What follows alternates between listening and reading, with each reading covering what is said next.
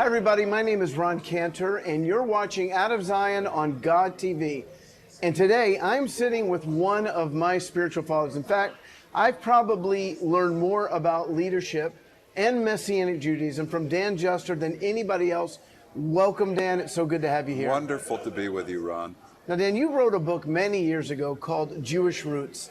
That book has been translated into other languages. It's gone around the world. You are the guy to answer anyone's objection to Messianic Judaism. Because sometimes people say to us as Jewish believers, why do you have to still be Jewish? Just convert, become a Christian, and forget the whole Jewish thing. But you don't agree with that. Yes, when I first came into Jewish ministry, I had those thoughts myself. But then as I studied the scriptures more intently, I realized that Jewish believers in Jesus are the saved remnant of Israel, and they are actually the sign that the rest of the nation will come to know Jesus someday. In other words, if every Jewish believer leaves their Jewish heritage and culture, then there is no saved remnant. Right, then they become former Jews, and they don't become the first fruits of the Jewish people, as Romans 11:16 says. Okay, Galatians 3:28 says there is neither Jew nor Greek, male nor female, slave or free.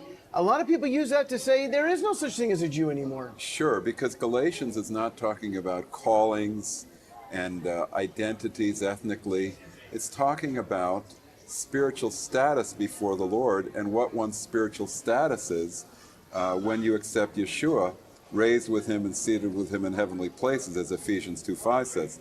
Now, you know, really, we understand very clearly that there are still male and female. We argue for traditional marriage. We argue that men are not supposed to nurse babies and confuse their genders.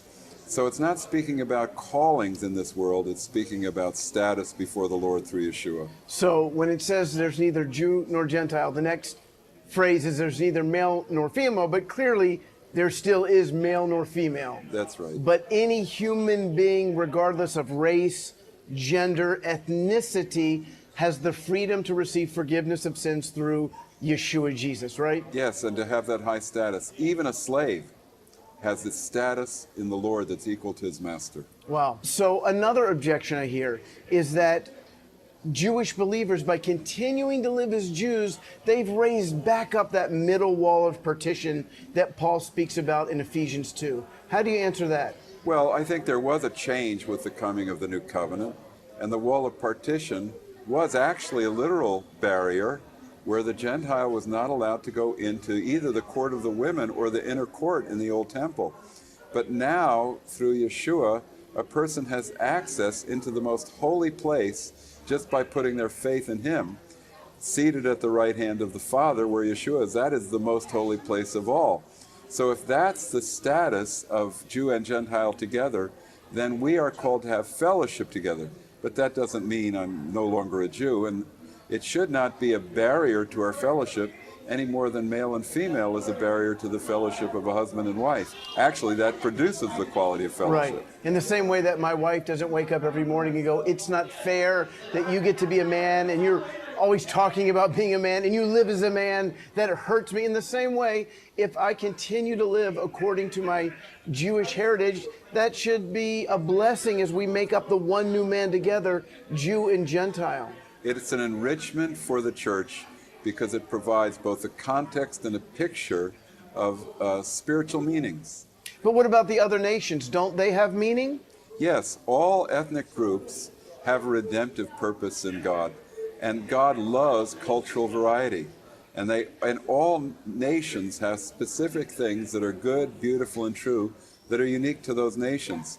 My friend John Dawson is terrific, one of the head leaders of YWAM, right, in teaching that there is a redemptive purpose to every nation. Wonderful. So every nation has a calling in the same way that every person has a calling. Friends, I want to encourage you to make sure to go to God.tv so you never miss an episode, and you can find me at roncantor.com. Please follow Ron on Twitter and Facebook at Ron S. Cantor to find out more about Ron and his ministry. For more information on God TV and the Out of Zion programs, or to view these programs again, go to god.tv/Zion.